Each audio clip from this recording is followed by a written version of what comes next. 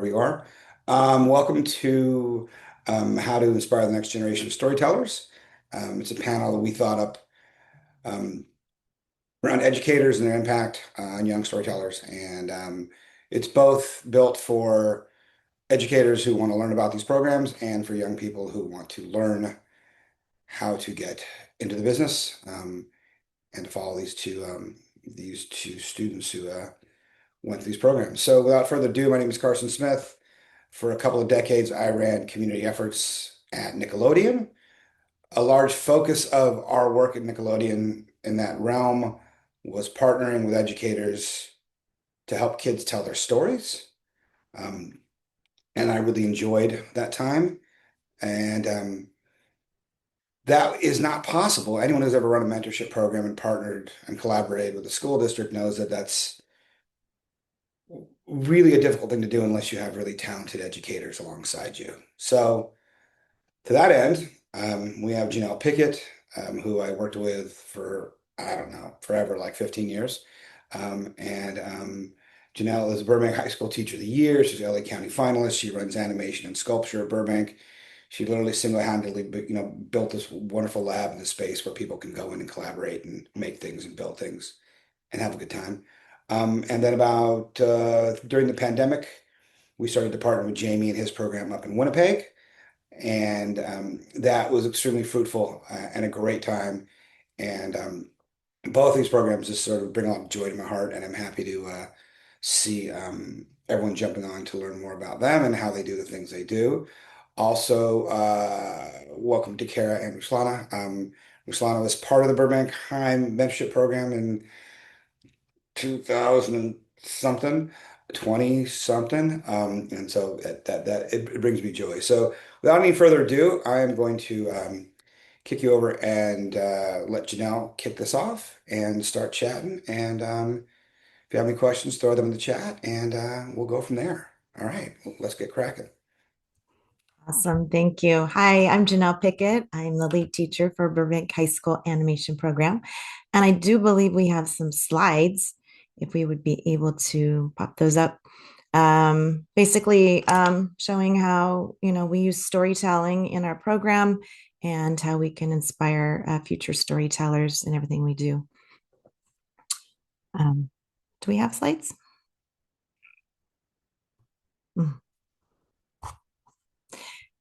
So I can start with what we do at Burbank High School. I run a 4-year program with an overview of the beginning. First year is everything in animation, and then the students diversify from there. But everything starts with story. So our characters have story. It's not just the animated shorts, it's everything we do. So I have a little overview video of our program and also some little tips for educators on a few things that, in case it can inform your lessons. I have some little notes on that. Any visuals? Am I not seeing them? Hold on one second. Okay.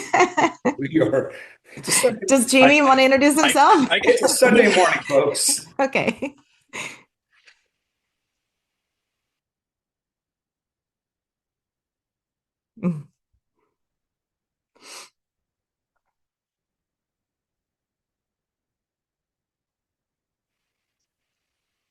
Janelle, if you want, I can see if I can load it.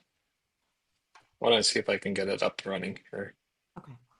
Um, So everyone has visuals because, visual storytelling and all is what we do. um,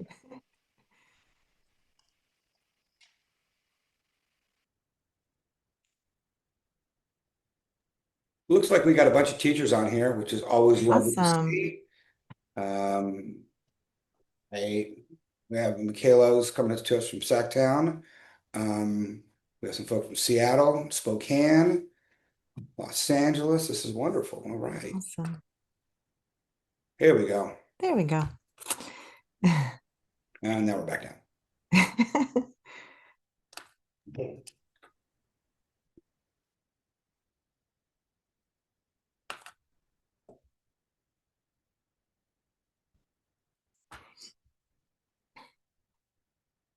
Nice. All right. Guys, it looks like Sarah's trying to load those right now. They're being loaded up. Boom, here we go. All right, there we go. Okay, so that's our intro slide. Our next slide is just a real quick overview. We're mostly focusing on the student journey today, but as educators, we're giving a few tips on our background. So as I said, we have a 4-year program that's sequential, and it pretty much is a lot to learn in design as well as storytelling and how those can be used in animation, games, and VFX. No matter where your interest lies, you can diversify from there. So I have a short video. It is our little promo video for signing up for classes, so excuse that part. But I love that it has the students telling what we work on in our classrooms, and I think that's more effective than me speaking. So if the next slide is ready to go, Jamie. Thanks. Is there audio? Yeah. Do you love to design, animate, and create? The Burbank High School Animation Program offers up to 4 years of animation-focused classes that provide amazing experiences to broaden our artistic vision and career knowledge in the animation, games, and VFX industries. We work in a beautiful studio with industry-standard programs for design, 2D and 3D animation, digital sculpting, and stop-motion and art-building materials, as well as a sound studio and space for Unreal Engine projects and virtual production. Starting in Animation 1, we learn a variety of techniques, concepts, and design skills to bring our ideas and stories to life. We learn fundamentals and the animation pipeline and culminate in a personalized animated short.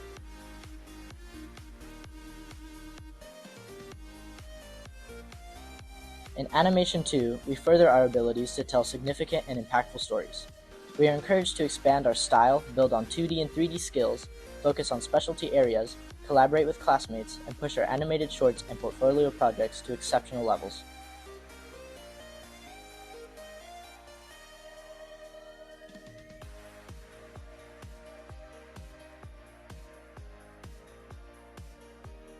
In Animation 3, we explore applications in motion design, social media formats, gameplay and concepts, and experimental and layered projects.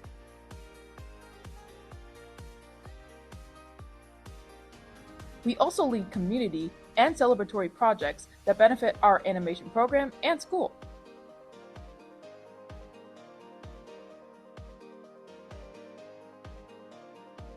In the Burbank High School Animation Program, we meet with professionals and guest speakers,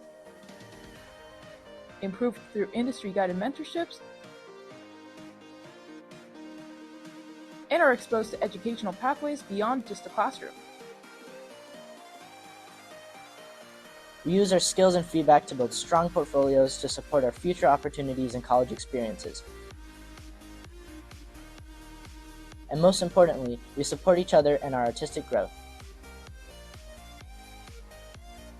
Join the Burbank High School Animation Program to start your career pathway with immersive and digital design, storytelling, and a creative community.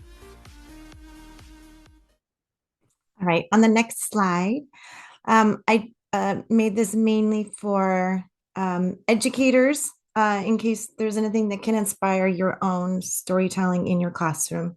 So on the left side where it says every image evokes a story, pretty much every assignment, there is storytelling involved. So with characters, I'll start them out an animation with one with a spider chart, and we create a character and what is their backstory and what's their name and where are they from and who are their friends, and this kind of thinking then leads them into developing amazing lore for every character that they create, which then can become a story later on. I also give them random prompts throughout all levels because students will come in with a certain type of habits or certain type of characters. And these are really fun because the random prompts make them think differently and create another side story. And they'll have to, for example, do a random prompt, come up with a character. The next day I will put, as a critique, we'll put 2 of those characters together that feel like they're maybe in the same world but are opposite, and then they have to pitch it the next day like it's an actual story. So that gets them thinking of story. when they're stuck on a story, I always tell them everyday life for inspiration. So what happens in everyday life? So the most simplest ideas in life can become great stories. Last year's animation, one of them was the prompt basically was, what do you do when it's so hot? Like, what do you do? You're just stuck in your apartment and it's so hot. And they make an entire animation out of that.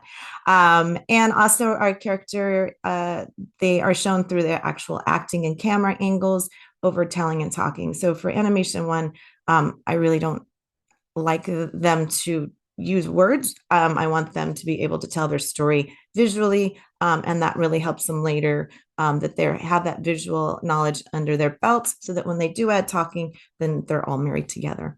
For animated shorts, a little trick I do in beginning animation is I give them a model for their very first short. Sometimes it's difficult to come up with a story if it's just a broad, like, okay, make an animation. It's too broad. So I use the try-fail model. Basically, character tries, something golden rule of 3 times. They fail at it. It's a very simple problem. They fail at it, and then a success. And then I always say, add an aha moment at the end. We want a little twist or something fun.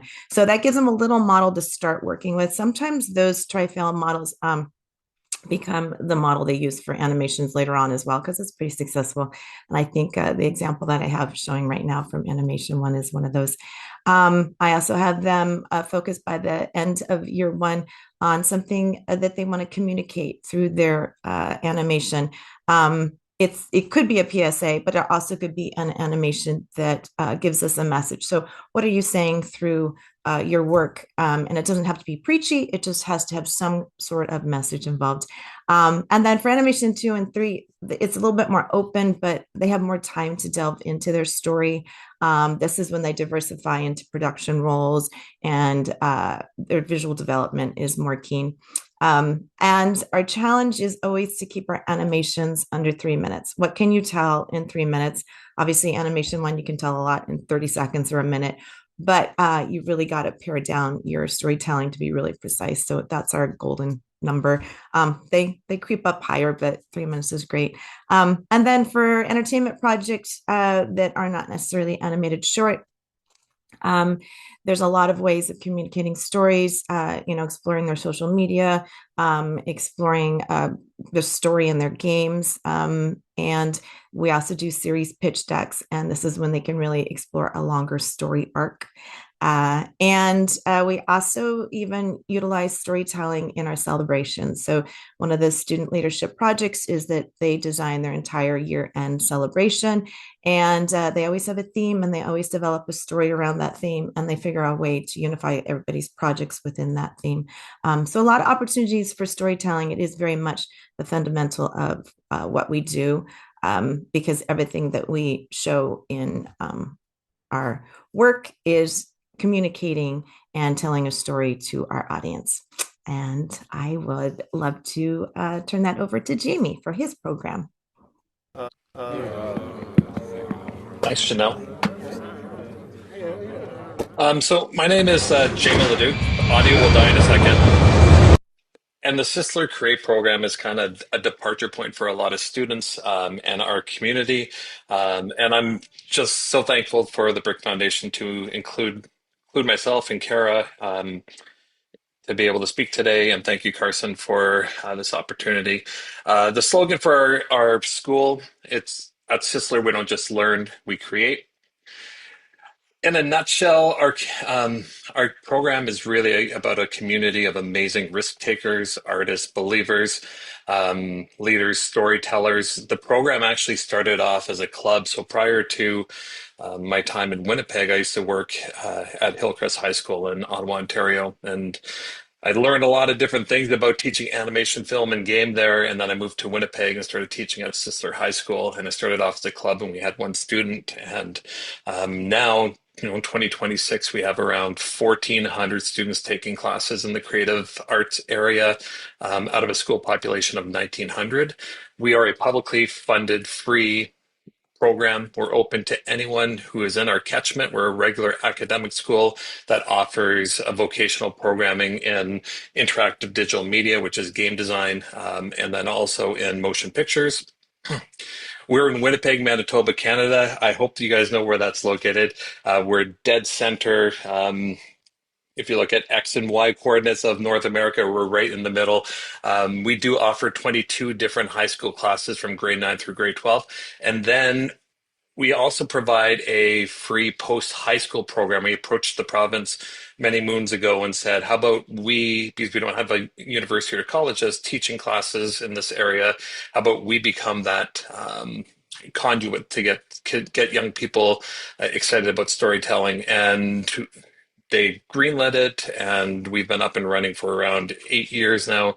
And the students get to work under the mentorship of some amazing artists from organizations like Toon Boom and Wacom and Nickelodeon and Jamfield, and it's truly amazing spot. The one thing I know a lot of people ask about, like, how do we get our students engaged and so passionate about what they do? And really, it's two things.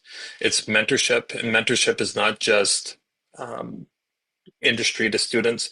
It's also older students to younger students. So what we start to do is, as students start in grade 9 and grade 10, we bring them into different mentorship projects and different opportunities like 24 Hours Animation Challenge, which is a fabulous event. We kind of use it like as an icebreaker every year. So you can see in the background here, these are all engaged learners. This is our community. This is the place where they belong. They just need a place where it's safe for them to develop their voice and their skills. And then I have a little highlight of what our program did last year. Want to climb new heights? Reach for the stars? Well, we actually did. In 2024 to 2025, we blasted off in 2D animation at Sisler Create.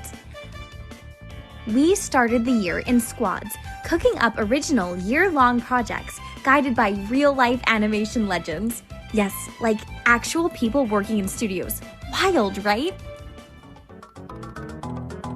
We tackled bullies, chainsaws, and trees with Lumberjerk, a zany slapstick short mentored by the hilarious folks at Jamfield Animation. Nature fights back, and it gets messy. Then came Alestrialite, a stunning, strange, and sweet tale from the Space Freaks, brought to life under the stylus of Wacom's own Dave Bolton and the wizard himself, Jason Schreier. Love gets weird and beautiful. Our Nickelodeon Orange Tree program turned 5 this year, and what better way to celebrate than to reboot the iconic Heave Ho Coco? That's right. New shorts about our favorite little coconut boy as he annoys the barrel-chested grump. New laughs, all the chaos. Check out the series on Insta featuring reels like Hide and Seek, Hook, Line, and Sunken, Gone with the Wave, and Coco's New Friend. Too many mentors to name. Seriously, we need a second video.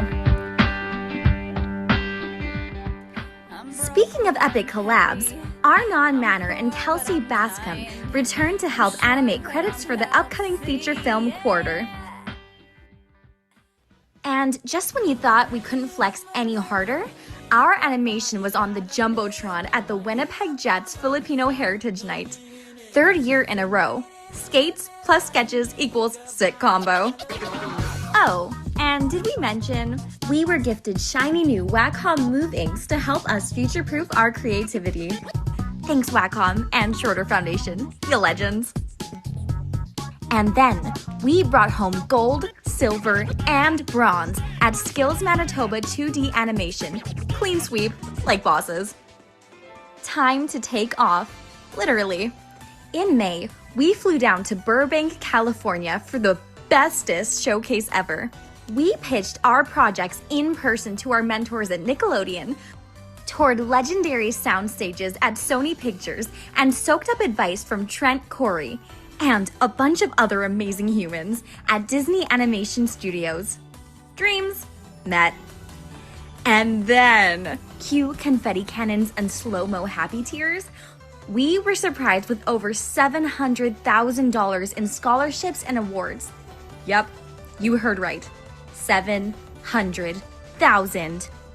It was basically the best day ever. We closed out the year with a week-long Annie Jam, vibing with the one with Bear, jam-filled Michael Hunter, Jamie Leclerc, and Phil LaFrance. Chaos, collaboration, tears, chocolate, pie, donuts, coffee, magic, and new lifelong friends. So yeah, we're kind of a big deal. Because here at Sisler, we don't just learn, we create.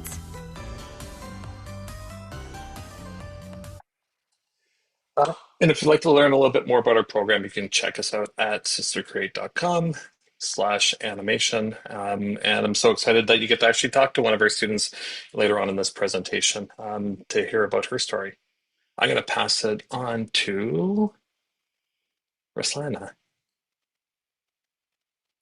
Everybody, I'm so excited and a little bit intimidated after that video. But hello, everybody. My name is Ruslana. I was a student of Jonelle Pickett. I was part of the Burbank animation program for all of my time while I was in high school. Um, Real quick about me, I went to Burbank High and then I went to UCSD as a computing and arts major.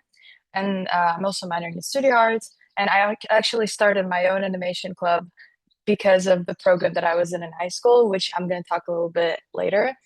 And also, this program helped me to prepare myself and my skill set for an upcoming the internship that I got in after high school, which I will also talk about in a bit. But yeah, next slide, please. So animation program, I can only describe as like one of the best moments I've had during my high school years because it was again, it was not like just like a class that we were just like sitting in doing assignments. It was definitely way more than that. It was very diverse and like in a way of and like it's so much variety in the different workshops and speaker events and so many activities that we did every single year. So I wish I could put more photos, but these are one of my favorites.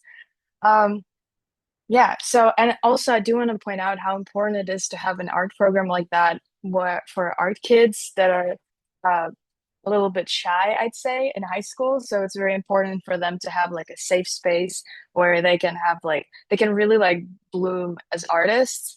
And I think I wouldn't be the artist I am today without this program. Real quickly, I moved from Ukraine to America. I went to like one year in middle school, and I went to open house in Burbank High. I was confused why Americans call their schools houses and why is it open, but I went to open house and I saw the animation class with so many drawing tablets, and I was like, this is my place. Like that, I have to come here. So after that, I spent 4 amazing years creating, getting to know people, and learning. Next slide, please. So here are some of the works that I had, like my first few years of the first and second year of my program. As Jonelle Pickett mentioned earlier, like we follow a model of like try and fail and then like a PSA sort of thing. So I really liked having that direction, but still having so much freedom to just create whatever I wanted. As you can see, I was really obsessed with superheroes at that time. So you can really see that in my work. But I think it's cute, and I really like that. I didn't have that sort of control over what I could talk about or I couldn't. So that thing honestly really built me up my confidence as an artist. And I'm just happy because I know like there are some of the classes in high school there just feel so much like they put you in the box. So having this program was literally like a breath of fresh air. And as you can see, all of the videos are like really different in styles. Uh, uh, Janelle was also very like uh, inspiring in a way to like I wouldn't say pressure, but like really trying our best and like at different styles and sort of like throwing you into the water, like trying new things, which you don't have a choice, you have to learn. And again, I do want to point out how important it is to not just be stuck in that phase of making art assignments and actually creating a story from beginning to an end. And basically learning the whole pipeline as you go. As you can see, I have like some black and white animation, some real life mixed with digital and like some colored animation. So it really like showed me every single step of the way. Next slide, please. We also had a mentorship program that we worked with Nickelodeon, as mentioned earlier as well. And I worked on this colored 2D animation short with my mentors, and it was amazing. And I think one of the most important lessons is not just about like the craftsmanship of it, but also the learning how to like create and like get stuff done. So I think it's very important to like as a what age are you in high school? So like as that like teenage, like angsty teenager, you have to like learn that like it's okay to like get stuff done and like go get over your mistakes. And yeah, as I made this little post-it note, because a little as students we would always write little post-it notes everywhere, like little messages for each other. And I think it's like one of the most lessons that I still have to come back to every day today as a student in university. Uh, yeah. Um, yeah, this is my high school senior project, which will happen in 2022 during full-scale invasion of Ukraine. And this class really helped me to sort of process my feelings through art. So I do really value this opportunity to like sort of really take my time with it. And yeah, as you can see, I also challenge myself with animating humans rather than to a little light bulb character in the previous slide. So yeah, and both of these shorts have been submitted to film festivals because uh, our teacher would always like really push us to like share our work in class and outside of class, which is very important. And I think it also builds into that confidence of as a student. Next slide, please.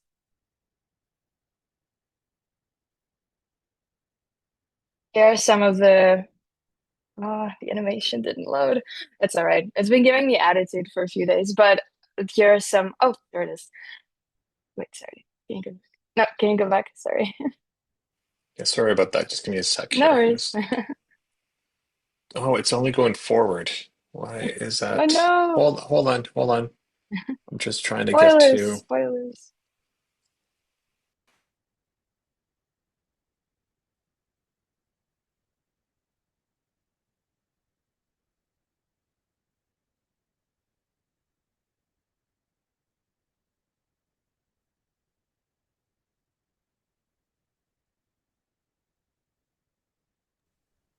Feel free to dance a little bit here, move, stretch out while we're doing this. Jamie's gonna make it work. Jamie will figure it out. He's our new Thank you, star. Jamie. Almost. Sorry, I can't seem to go back to that one slide. Oh, is that it? One more Let, before. one more before. Let me see if I can get that. It's, The one with animations. I think it's like this yeah, one. it's just, okay, it's this one right here, right? Yes, yes. Yeah. And for some reason, it's just not loading. Okay, let's Um, see. Keep on talking. There you go. In awesome. the meantime, I do want to point out we received a question asking what animation software you use or recommend for a beginner animator. Ruslana, if you want to answer that. I would love to answer that. So uh, I believe in the beginning of the program, we learned like Photoshop animation and like animating in Photoshop. And I was not having it. Thomas-Pickett was like, well, if you're so smart, learn Toon Boom Harmony, which is the industry standard, which I did. And like, I feel like when you're a kid from 15, like 14 to 16, it's like when you can literally learn anything, you soak up everything like a sponge. So I'm really happy that I learned Toon Boom at that age because I feel like very comfortable with it right now and like other software by Toon Boom because their interface is kind of similar. So I'd say like for storyboarding, Storyboard Pro, Toon Boom Storyboard is for storyboarding, and for animation, Toon Boom Harmony.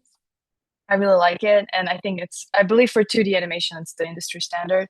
And it really depends what you're into. If you want 3D, Blender is a great start because it's free and very, I think, accessible, and like in the way like the education for it is very accessible. There's so many donut tutorials out there on YouTube.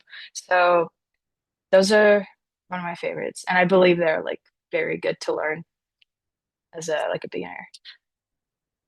Um, yeah, let me know if there's any other questions. I love answering questions. But yeah, so here are some animations that I have done. Some of these are exercises. Some of them are actually a storyboard that I was working on. I'm working on currently, which I'm going to talk a little bit in a bit. Uh, and next slide, please. Tutorial as well. Awesome. So the second I stepped into the animation class in freshman year, Miss Pickett was like, we have to prepare for this internship that opens up when you're a senior. And I was like, all right, I don't know any of these words, but sure, we'll learn. So after that, we started like sort of like really like focusing on skills and like learning stuff and like building that confidence as an artist. And a lot of people signed up, applied for this amazing four-year summer program at Warner Bros. Animation, and I was the lucky person that got in. So I spent amazing amount of time there, and I genuinely think without the Burbank animation program, I wouldn't have done it. So I'm really grateful and happy about it. I got to work from all different shows and different age ranges with so many different people. Um, it's amazing, and I think it's just because like throughout the program, the animation program, we weren't just learning the 12 principles of animation. We're also learning like how to build a portfolio. We made our websites. We were talking about like resumes, and we had speakers come in, and the speakers would talk about how they got their job and like the secrets of networking and all of that. So I feel like the animation program literally covered everything, everything connected to it. So I'm really grateful that I got the opportunity to learn it when I could. Yeah. And next slide, please. Thank you. So I would like to compare some of my work with how it would look like in freshman year of high school and how it looked like my time in university right now. So I remember this assignment of making like a show poster, and I was like so proud of it. But now that I'm looking at it, but I'm just happy that I finished it. I was happy with it. I was very proud of it. But currently, I think it really like I don't know, build my confidence. Like I can literally draw anything, and I can share any idea. No idea is like bad because it's animation. You can like if you have a story to tell, that means it's valuable, and so it's valuable to tell. So, but I do like to notice some parallels when I was younger and how I am right now. I do like the little stories of like teenagers, angsty teenagers, and like little adventures and all that. And I think I'm still stuck with it and like the super heroic part of it. But yeah, so on the left we have some poster from ninth grade, and later we have some internship pitches I did at Warner Bros. When I was a sophomore and junior at UCSD. Very exciting stuff. It was great. Yeah, thank you. Next slide. Show some variety. I want to show some character designs.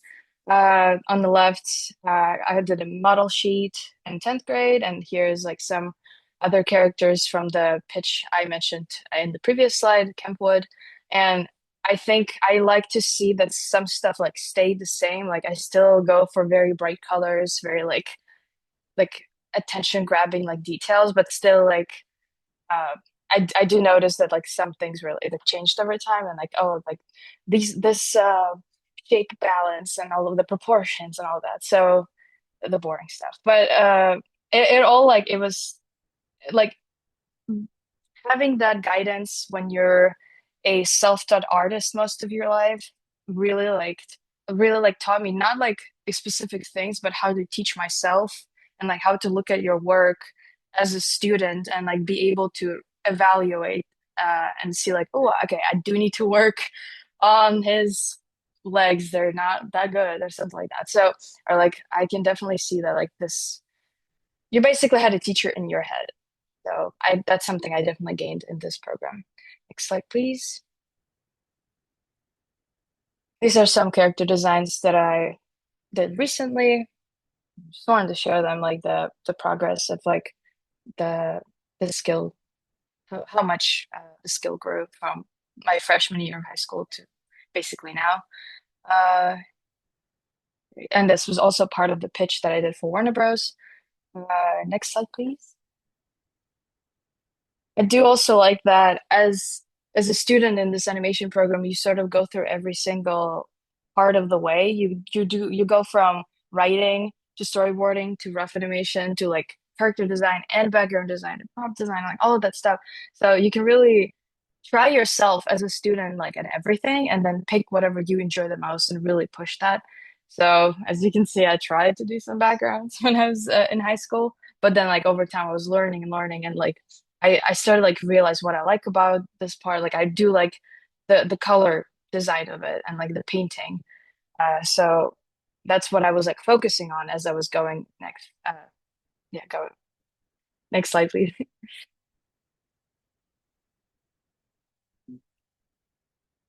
Yes, this was some more backgrounds. Actually, it's more like on the visual development side of it.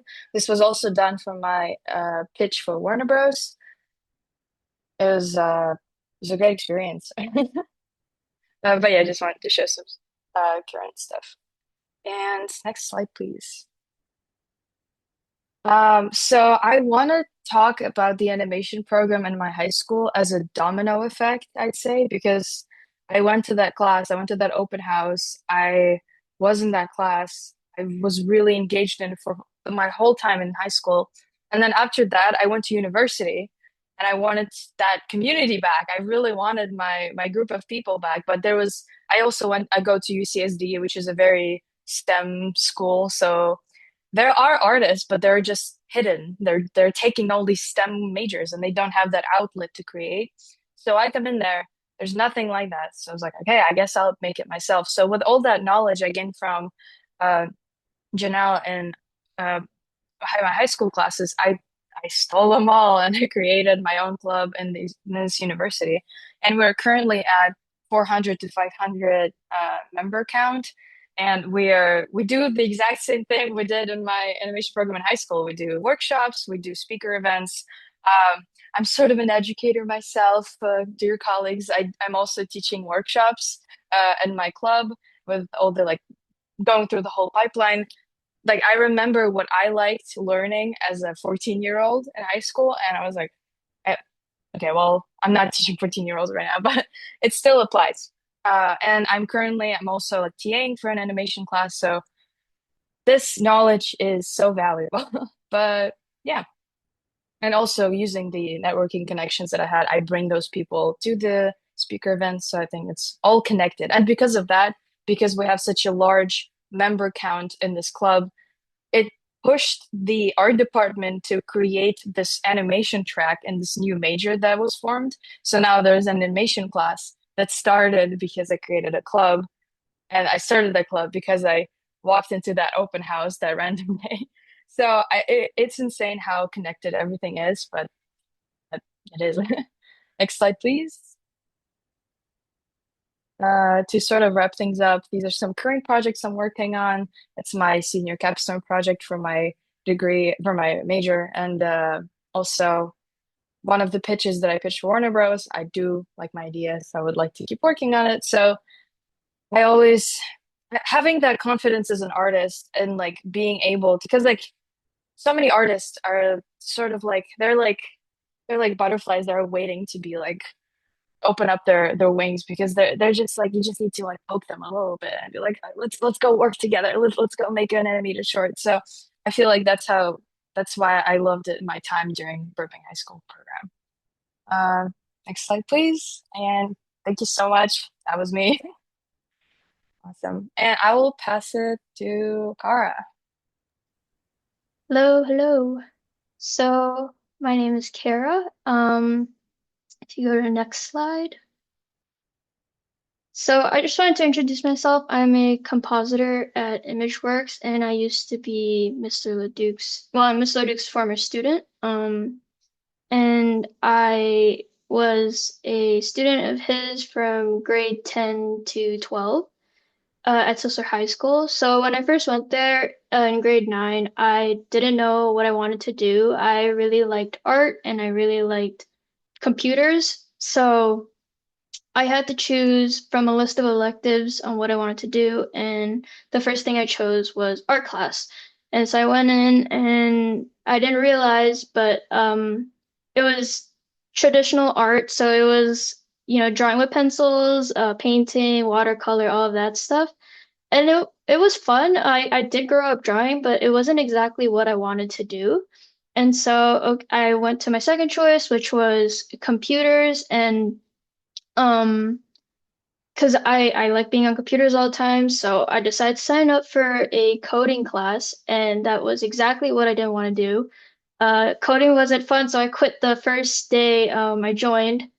And then finally in grade 10, looking through the electives choices once again, and I found Mr. Duke's program, which is basically combining the love I have for computers and art and doing digital art. So it wasn't just drawing in this program, it was filmmaking, visual effects, graphic design, photography, all of that. And yeah, so I took that in grade 10. That's when I first met Mr. Duke, and he encouraged me to join the program. And I've never done any animation of any sorts, but growing up, that's all I loved was watching animated movies.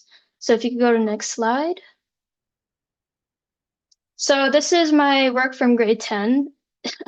When I first joined animation, I'm not much of an artist. As you can see, like I don't know how to draw anatomy properly. So this is me just drawing stick figures, learning the 12 principles of animation and applying it to my work. I even did a little bit of stop motion and lip sync, but this is really me just dipping my toes in and trying to learn. And yeah, it was a lot of fun. But I knew like deep down, like animation wasn't what I wanted to do, specifically 2D animation. If you could go to the next slide. So this is grade 11 when I first started doing visual effects and movie making, so filmmaking. And that picture you see on the top left is my sister, and I went to a thrift store. I found a sheet that was green, put it in my backyard, and then made sure it didn't fall with some broomsticks. Told her to just pose there, and I put it into After Effects, used puppet tool, and just tried to animate it from there. So this was like my first way of trying to learn visual effects. It's not that good, obviously, because I didn't even grade her to match the background. So she looks like a totally, completely different color. And once again, I still don't have that animation skill of, animating her to fall properly. But once again, this is just me dipping my toes in and getting used to working with these new softwares I've never touched. And then at the bottom, I started combining filmmaking and with the visual effects. So I started doing stop motion of this like roller coaster, and we were using we actually made it at school with cardboard and all that. And then I decided like, wouldn't it be cool to have a green screen in the background so you could actually make your stop motion fit the scene. So yeah, that's what I was doing in class. Just you can see that I'm starting to get more experience and my creative juices are starting to flow a little bit more. Next slide. And then this is me, once again, still in grade 11. I'm taking the visual effects course, and I'm starting to learn more things like keyframing. So learning to use, this is all in After Effects, by the way, so this is all layer-based, and I'm still learning to pull a green screen. Everybody knows, like, once you pull a green screen, it's kind of fun because you could put whatever you want in the background. And I'm finding these like weird clips on YouTube of explosions and deciding, put it in front of this picture. And yeah, this is me exploring, slightly getting better, not really. But once again, all of these are just assignments I had at Sisler High School. And if you go to the next slide. So this is grade 12, finally. And this is when things really started clicking. This was right before my senior year, so this is a summer, and I decided, I'm not gonna go out. I'm gonna have to like stay in and like lock in. I went on YouTube, searched up every After Effects tutorial, put it on my watch later YouTube playlist, and then I had my goal for myself by the end of the summer to complete every tutorial on this playlist. As you can see, like I filmed all of these with my sister. I brought her around with me everywhere we went. I used my phone and she just helped me film these mini projects from these tutorials I found online. And this is what I used to apply to Vancouver Film School. So yeah, my work is actually starting to look better and look decent and somewhat realistic. So it's really cool to see my progress from grade 10 to 12. If you go to the next slide. So this is just a compilation of images at Sisler. At the time, it was called Sisler IDM. It's now called Sisler Create. And Mr. Duke likes to bring in these industry professionals from all sorts of different backgrounds. So they could be animators, actors, whatnot. And they they do talks to us where they talk about their upbringing, how they got to where they are. They show us their work, and then we do a lot of Q&A. And I tried to, as a student, these are like the best thing about this program, probably more so than doing the assignments itself, is these valuable talks. I was so inspired by all of these. I tried to attend as many as I can. I'm pretty sure I'm in like every single picture, so I just chose like 4 of these. But yeah, these were the most valuable thing out of this program, is just hearing how they got to where they are. So you go to the next slide. And this one is the most valuable talk out of all of them. This is Trent Corey. He is a animator and I think a director now at Disney. And the reason I'm so inspired by him is he is Mr. Leduc's former student back in the day. And I was just so, like, I was able to put myself in his shoes because I'm also Mr. Leduc's student. And so hearing how he was able to get into Disney, his path, and he's from Canada. Disney is literally I was growing up on Disney movies, so I loved all of them. I'm literally wearing a Moana t-shirt in this. So hearing his talk and hearing that he was able to get to Disney, I was able to be like, wow, I can get there. So this talk was, yeah, probably like the tip of the iceberg where I was really like, okay, I can pursue this. And that's us at the bottom left drawing each other caricatures. And then Mr. Duke framed the photo. It's in his classroom. If you go to the next slide. And then I finally applied to Vancouver Film School after high school, and I got a scholarship there, thankfully enough, because of Sisler Create. So I got a 50% reduction in tuition, and it was very, very helpful. And if you go to the next slide. I knew right away I wanted to, before I even applied to Vancouver Film School, I wanted to specialize in compositing. And through Sisler Create and trying all these classes within that program, so things like 3D animation or 2D animation, filmmaking, visual effects, I was able to realize, okay, visual effects is probably for me. And this is me shooting my final project for Vancouver Film School. I was very inspired by David Fincher's Zodiac. So I wanted to do something that was murder mystery type and a little more dark and gritty. And my goal for my final project was not to have like flashy visual effects. I wanted it to be invisible VFX, which is basically, you see something and you didn't know it was supposed to be there. So like you're not supposed to be able to tell. And if you go to the next slide, please. So this is my final project. the gifts are a little slow, sorry. These are 4 shots I had in my final project. I didn't want to do too many shots just because I wanted each shot to be really good quality. So on the bottom right there, you can see that's like a blood stain I'm putting on his t-shirt. And then on the top left, you can see I'm painting out signage. I'm extending the building in the back. So that shot alone took me like 3 months to do. And on the bottom left, that's a picture I took at Value Village, once again, at their store, of some antique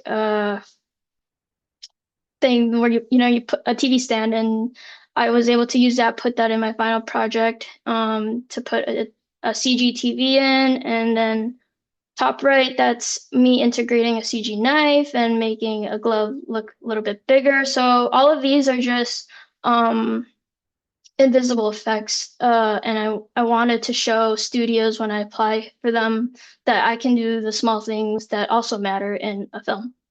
So if you go to the next slide.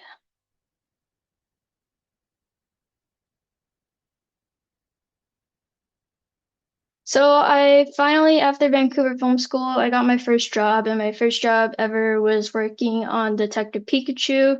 I was really excited because I grew up on Pokemon. So this was the coolest experience ever, and I also got little mini figurines at work and some cool drinks. So that was really, really cool. If you go to the next slide. And then this is me just posing in front of some movies I had the pleasure of working on. So since my first job at MPC working on Detective Pikachu in Vancouver, I went to Montreal, and then I was able to work on Sonic there, Maleficent. And then COVID happened. I had to move back home to Winnipeg, and they had a company, Tangent Animation, where Mr. Leduc was able to help me get a job there as a lighting compositor. And then after that, I was able to go back to Vancouver and work on some really cool films. If you go to the next slide.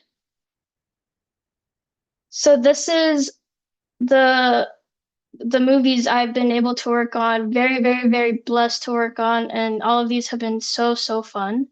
From my first experience as Detective Pikachu all the way to my current stuff at Sony. And obviously I couldn't have done any of this without the program Sisler create, and Mr. Leduc especially. Like, I think it matters so much if you have a teacher who inspires you and mentors you and guides you throughout the whole way, because we still text all the time to this day, and I graduated in 2017.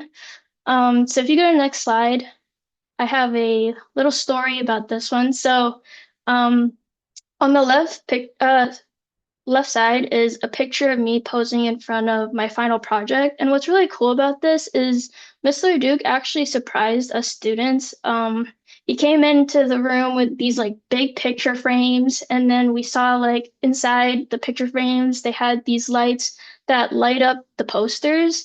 And he surprised us with these big posters of all of our final projects, and then put them up on display in the classroom. And we were so excited because we've never seen anything like this before, and it just made our final project so official. We had our name at the bottom there, like you would see in actual posters. And I remember that day we were all taking pictures with it, just so excited. So yeah, shout out Mr. Duke for doing that. That was really, really cool. And then on the right there is me just walking on Granville, in Vancouver, and seeing a poster of a movie I just recently worked on. So just seeing a side by side of how far I've come has been really, really cool.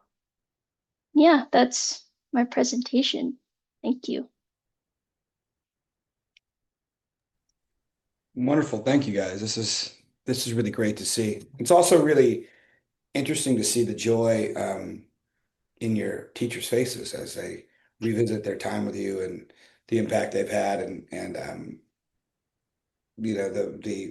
the artists and the people and the adults that you guys become. It's always a real joy to see that. We are now going to open it up to questions. And we have a Q&A section here, which I really don't know how to use, but we can either do that or throw it in the chat. But you have four supremely talented people here. So if you have any questions either about their programs or about their art or about their journeys or about any of this stuff, throw it in the either the Q&A or the chat, and we'll gain their insight. Q&A function, there we go. We have to use the Q&A function, I've been told. Ruslana, yes. I believe somebody asked the question some time ago, but it says that it's answered, but I don't think it was answered. It was, can I share my works that I used to apply to Warner Bros. With? Basically, what I showed in this presentation of like my schoolwork, that was the stuff that I applied to, the animated short. So basically, what I did, made a website and I did some of my best artworks, and then I had some animations. So like for your portfolio, just put the best stuff that you have and remove stuff that is like outdated, like truly put your best stuff out there. And also for the animation part, it's like the less stuff people have to click on, the better. It's in the way, like the tabs way. So it's like I think I only had like 2 tabs at that time. So it was like the animation and art, and that's it. And I feel like the simpler the better, because usually people look at your stuff for like 30 seconds. But yeah, basically just like whatever you're most confident in, that's you should show that. Yeah. Thank you. Yeah, actually, that's a great response. Kara, when you applied to Vancouver Film School, was it a similar process? Like, what did you have to include? What did they want to see? Yeah, they did have a criteria of things they wanted to see. So I needed to have 3D modeling, which at the time we didn't, I think, have classes for, so I didn't have any of that work. But once again, I spent the summer before my senior year just making sure I had all of that ready and really dedicating that time. So, and all of the stuff I did in that summer, I was able to use to apply to Vancouver Film School. Thank you. We have a question to both Jamie and Jonelle. It's from our friend Jay Webb over at RFK. What's up, Mr. Webb? Good to hear from you. Generally speaking, how do you keep your students hopeful and inspired about their prospects to become great contributors to the animation industry in spite of commercial downturns and the rise of AI?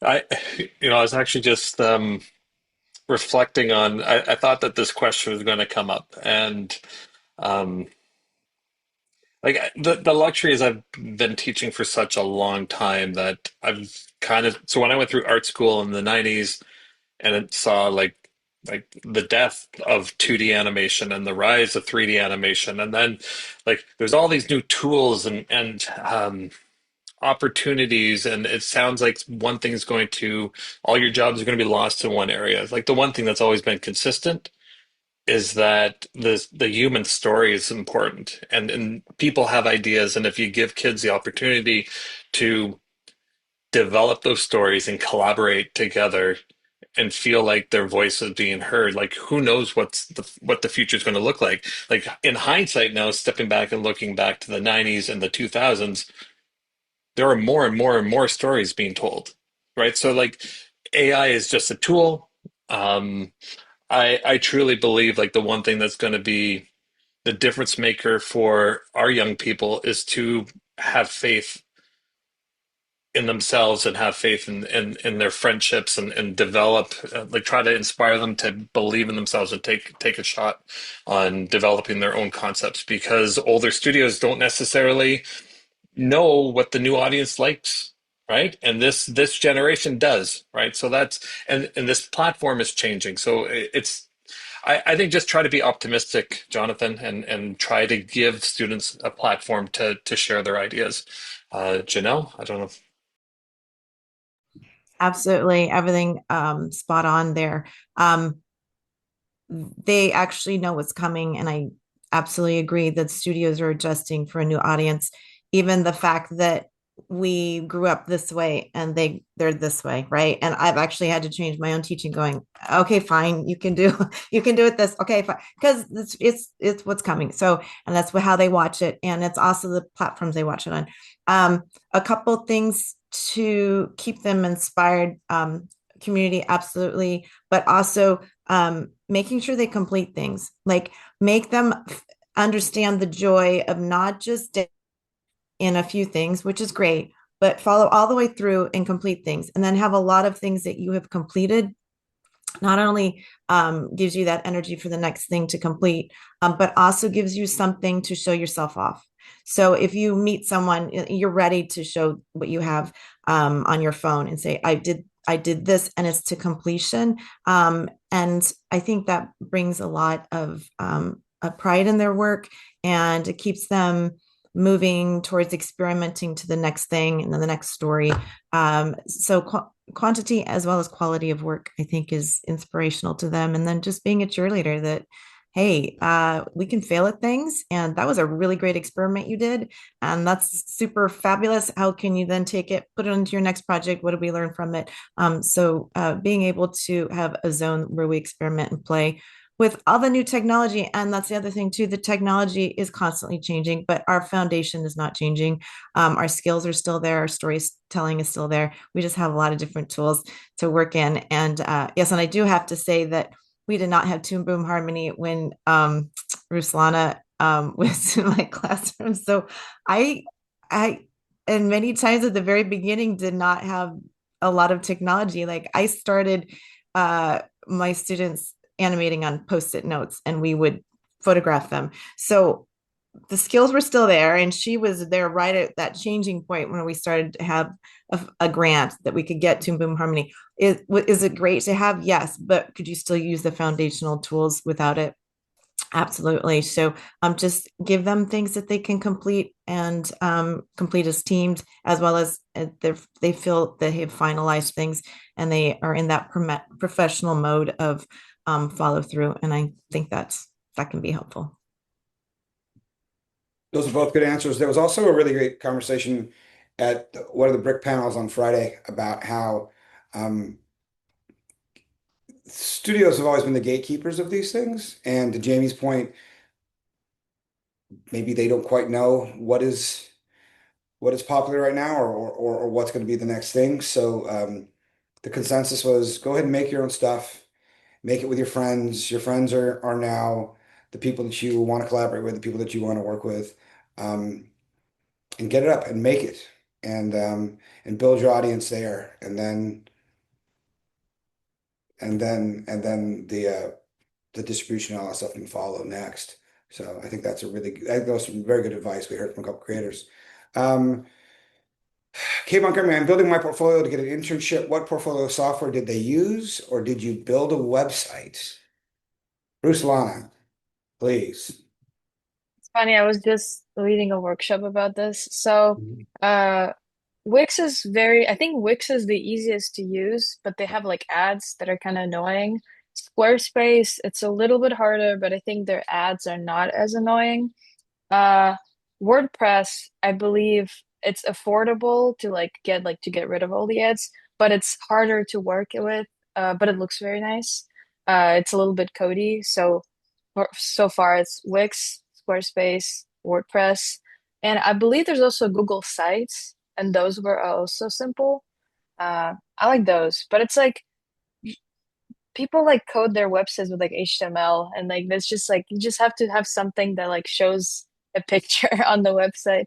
So it's like just pick the one that is easiest for you to do, and the one that doesn't have an ad for the half of the website. So I think that's like very briefly, those are like some of the favorites. Yeah. Anyone else have any insights? So we actually get our students so we used to do a lot of web development with the students on developing portfolio. But if you look at platforms right now, like Instagram, like students are actually getting seen, their art is getting seen.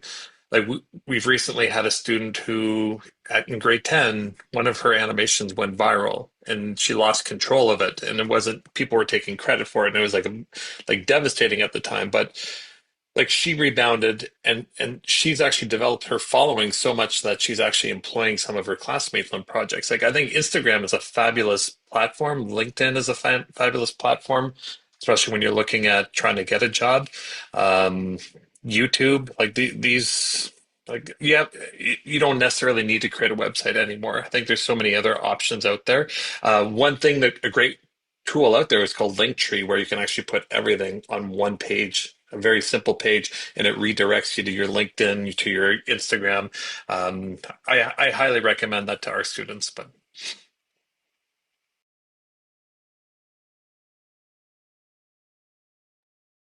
Okay, thank you for that. Linktree, guys, Linktree.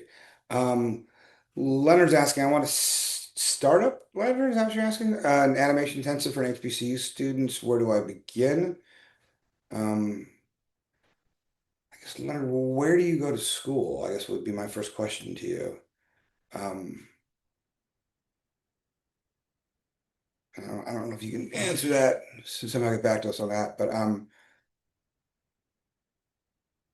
if you're talking about starting a college program, I'm not truly understanding this question. But if you're want sort of an animation intensive for HBCU students, where do I begin?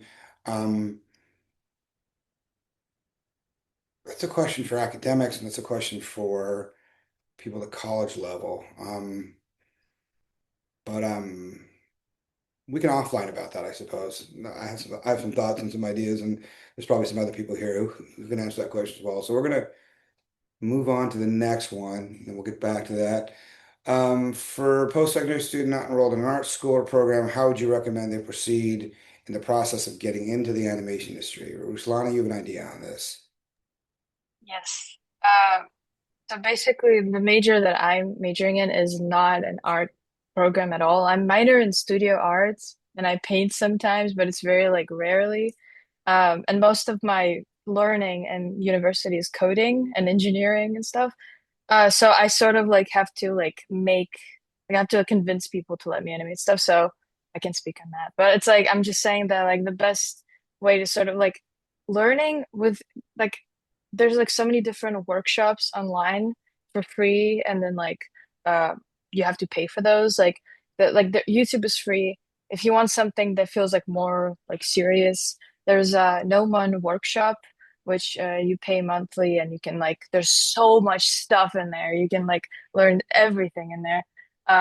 Then there's also different art courses online, such as Warrior Art Camp, Project City, Underpaint Academy, Concept Design Academy. All of these are great. There might be pricey, so I also offer people like students to look into community colleges because those are almost like borderline free, and they're like a lot of them have like really good art programs. So uh, I personally really like Santa Monica College. They have so many art classes in there, like literally the whole pipeline, and they're very affordable. So I think that's like a good way, just like to get the skills, because I feel like the most important part to get into the industry is the skills, but also the network. And I feel like who you meet. So there's like different events like Lightbox and CTN. This is where you meet people, and like not just like industry professionals, but also like your peers, because like those are going to be like your colleagues in the future. So like you have to like stay in touch with them. And also, um, yeah, like honestly, cold emailing people on LinkedIn and just like email. Like the worst thing they can do is just like ignore you or just like, no, I'm busy or something like that. So, but honestly, just like reaching out to people, because so many people in this industry are so nice. Like so many people are just like very open, especially to like people who are like, I don't know, like the underdogs that are not in art schools. Like I feel like yeah, there's a lot of like sympathy and all of that. So I feel like there's a good chance you can, and also find people that have like you have something in common with them, to have like a common ground to like, oh, I found that you worked in this and I really like how you did this technique, whatever, whatever. And people love talking about themselves, so it's a good way to start. Anyone else have anything to add on this? Yeah, no. I mean, I find that when I was in Nickelodeon all those years, we would obviously have people who went through the traditional, animation programs and stuff like that. But then we just had people, to Jamie's point, who just posted their work on Instagram, and somebody saw it and said, "Hey, this is super cool." Like, I don't know who this person is. And there was actually a really a funny story about somebody who got a call from somebody who was very important at the studio, and they thought it was their friends, and they just told them, "Nah, go away." And they like, "No, I really kind of." And then that person ended up working with that person on that show, and they were kind of famous. But it was that funny moment of like, and so there's that, and there's people who find their way in. So I think to answer this question, um, it's getting your stuff out there and it's posting it and showing people that you can do it. So I think that's really, really, really important. Um, but if I've been trying to land a job as an intern, but have not been successful, I think you just have to keep applying and keep applying and keep applying, right, guys? I mean, that's you know, I think there's no other way to do it. Do you guys have any advice to someone who's been turned down once, turned down twice? What do you guys think? Try a third? I think there's a lot of competition right now since it's been a little slow the past few years. My advice would be like what Carson said is to just keep applying, but also just keep working on your reel. Um, their studios are going to see like your previous submissions and then they're going to see your current one, and if you have more things or better things, they're going to see that and they're going to see that you've been growing. So just keep going. It's it's hard, but I think it's possible for sure. Got it. I mean, that's some great advice. Thank you. The next question is for both Karen and Ruslana. What student project had the most impact on your growth as an artist while you were in high school, and why? Want to go first, Mr. Ruslana, and tell us what was the thing that you did with Miss Pickett that shaped you, or I think the one that I always think about was The Shining Dream, which was the one with a little light bulb. It was a story about like a little Christmas light bulb that wanted to become a star, and because every time a light bulb breaks in a Christmas lights, the whole thing breaks. So he had to choose between his dream and or his family, which is very like it was interesting because like I really like when I was made that story, I really like I made this and only after I finished, I was like, wait, this is like what I was thinking about, like moving to another country. This is like under like subconscious, I don't know, message that I put out there. So I feel like, but also I feel like that project meant the most to me because I put so much energy to it and I finished it fully. Like I did like storyboards, I did the animation and I colored it. I feel like I always leave like I'm not always, but like I do have like projects in high school that I like left uncolored. So to me, like I challenged myself. I was like, I'm gonna finish it fully. And also, I submitted it to All American High School Film Festival, which was a very amazing experience because I got nominated for the best animated short in that festival. And I actually flew to New York and I saw my short screened at an AMC screen, and I was on a cruise. It was insane. So it was just like it was crazy. But I think like every time I think about like my high school project, I think about that short because I really like I don't know, and I have like a little statue, like sculpture that I did of the little guy. No, it just means a lot to me. For me, I'd say mine would be like a typical answer of, group projects, because I was actually a pretty shy kid growing up. So Duke was the one who approached me. I didn't do any talking, so I'm the type of person where I like to put my head down and just work hours and hours. So the projects that had the most impact on me is the ones where like I was able to go at my own pace, follow tutorial one by one, like make things absolutely perfect, because I was trying to be a perfectionist. So I think those had the most impact. But the group projects were fun also, just getting able to talk to friends I still have to this day. So yeah.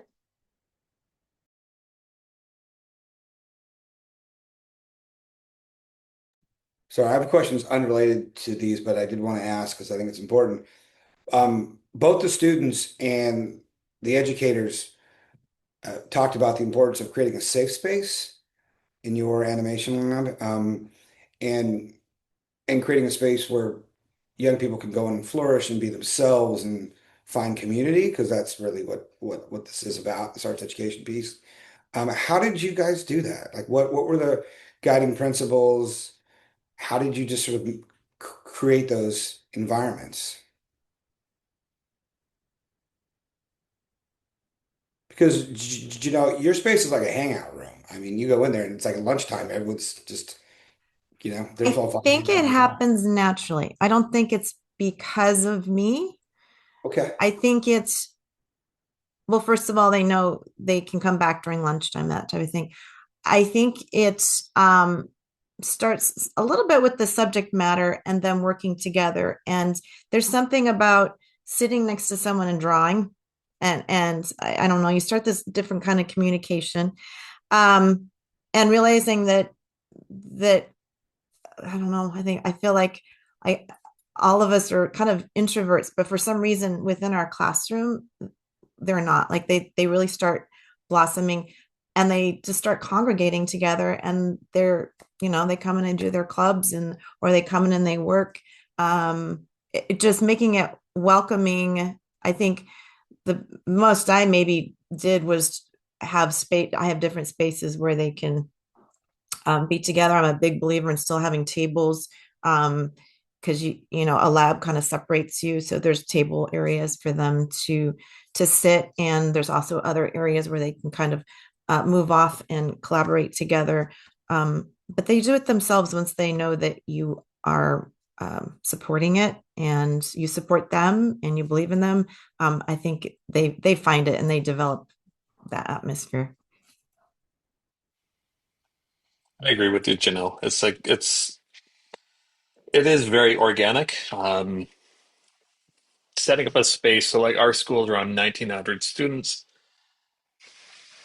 Our space is the only space really for those students that like to create cool stuff and I think this is like a compliment, like are weird. They have weird ideas, they have creative ideas, and they need that type of space. And like with our room, one thing that we've been doing over the years, and I mentioned this about the engaged learner, like how to create engaged learners.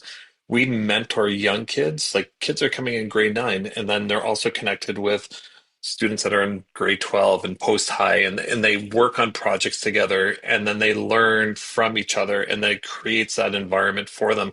And then they start getting weird. They start doing stuff at lunch. They do like dancing, and we feed them all the time. And um, I think some of the saddest days are when they have to go home for the weekend or during holidays, because it does become their space. And that space, like our room's 57 and 58 for the animation students, every day for the past, since I've been there since 2007, it feels the same way, which is great. And that's for anyone that's developing a program, is developing that type of a space, which attracts those students and allows them to feel like they're part of something special, is important.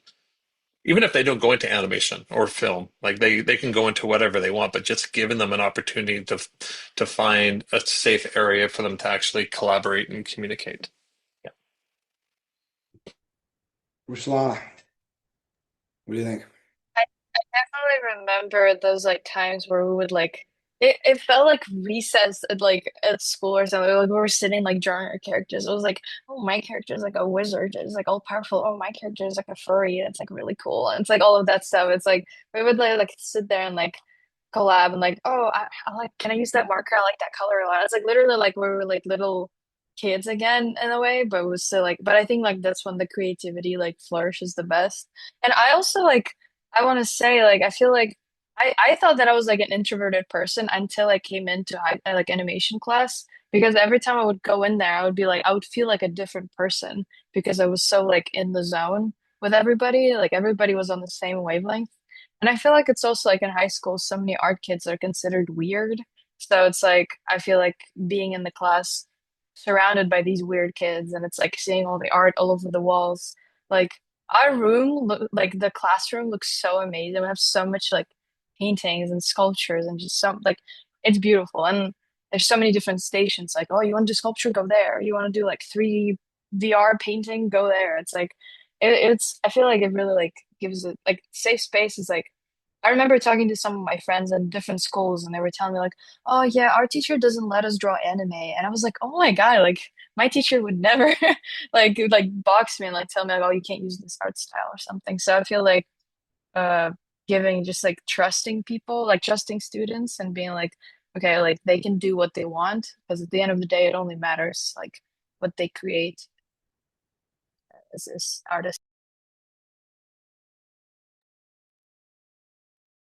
Okay. I'm curious to know your input, Kara, and others regarding job security and tips or insights on what it takes to stay at a company or how to maneuver finding a new project with another company if that doesn't work out. So that's part one. And is indie or independent projects better in the grand scheme of things? This is a big question. Grand scheme of things instead of joining a company. Um, so basically, how do you navigate the industry? And then two, um, is indie or working on your own projects? It's better than joining a larger studio. What do you think, Karen? Can you answer that question? Take a crack at Uh, it. for job security, I think sometimes it's just out of your hands, unfortunately. But some things you can do to stay at a company is, as simple as it is, just be a nice person and communicate with people. Over communicating is always the best. So always talking to your supervisors and letting them know where you're at. Um, and yeah, always trying to learn on the job as well and learning new skills. I think that's the best thing to stay at a company. As for your second question, indie or independent projects, I'm actually not sure. I've only worked on at companies, so I haven't done any of indie or independent projects. Okay. I want to address Leonard's question. Leonard said you're a professional. This is a larger conversation I think we can answer here. But I'm definitely willing to have a conversation about that and sort of point you into the directions I think and the people you should speak to. So you can find me on LinkedIn. It's Carson Smith. If you want to find me there, we can set up some time to chat. And I can point you to some people I think might be able to help you. That's sort of what I do. And I'd be more than willing to do that. So Carson Smith on LinkedIn. Let's go over there. And then next, James Andrews. I'm building an entertainment arts pathway at my high school. Good for you, James. I'm trying to have a strong foundation in traditional drawing, painting, and sculpture. Yes, yes, yes. Leading into the digital environment. How have you all approached the need for traditional skills in your programs? Jamie, Janelle, what do you guys think? Who wants to go first? Who wants to talk about traditional art? I'm happy to start. I'm a big believer in pencil on paper, but also digital. So yes, I believe in traditional because there's that mistake factor, and you learn so much from being able to, when you have a pen in your hand and it makes a mistake, it's really nice to, you work through those processes. And experimenting with physical materials will inform your digital materials. So I think side by side, they're great. Sculpture, I teach sculpture and I love teaching sculpture because it's hands-on.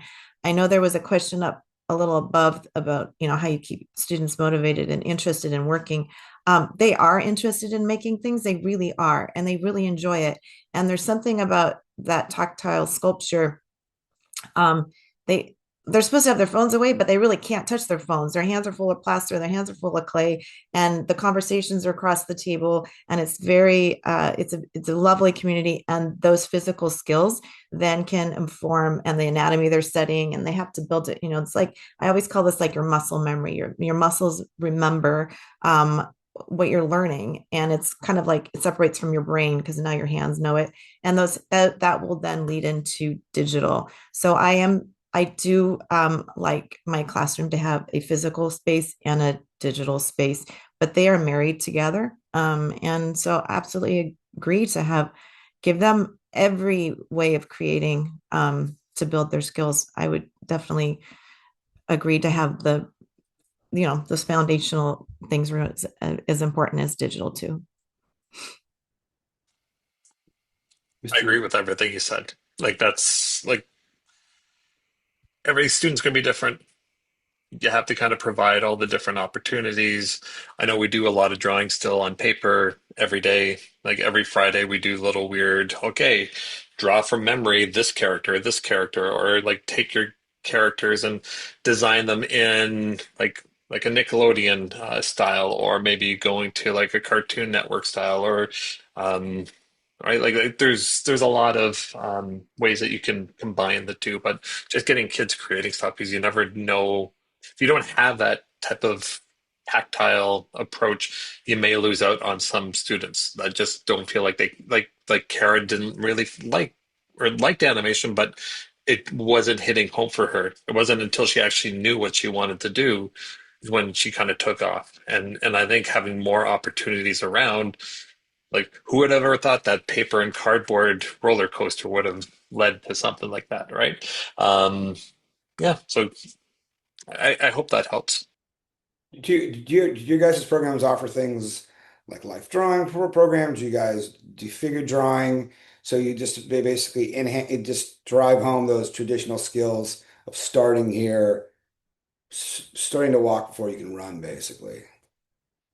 Right? I mean, Yeah. from the students, did you find those things helpful, challenging, all of the above? Like when you had to, like, what was your guys' take on because Carrie, you mentioned that you started in a traditional art class before you got into animation class. Like, how did you find that as a student?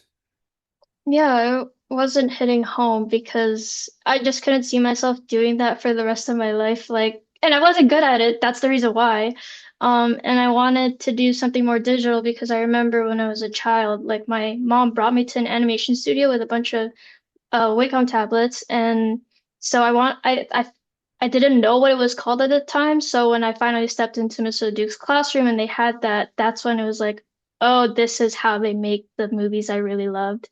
And yeah, that's when it finally hit home for me. And I still like sometimes if I do want to draw, like I would rather just do it on a tablet. And yeah, everyone's just different. So Hi, all. I just wanted to uh, jump right in. We are about to start our next session. So, Carson, I don't know if you wanted to wrap up this session real quick. I will wrap it up extremely quickly, Sarah. Thank you. Thank you for everybody for joining us. Hopefully, you took something away and you learned something. Thank you to Ruslana and to Kara and to Jonelle and Jamie for jumping on here and sharing their wisdom. It's always nice to see old friends and have these moments to talk about the things that we all did together. Yeah, it makes me happy, and that's always great on a Sunday morning. So, without any further ado, or without any further chatting, I guess we'll let you guys go on with your days. Thank you to everybody for joining us, and we will see you all soon, hopefully. Take care, everybody. Be well. Thank you. Thank you. Thanks. Bye. Bye.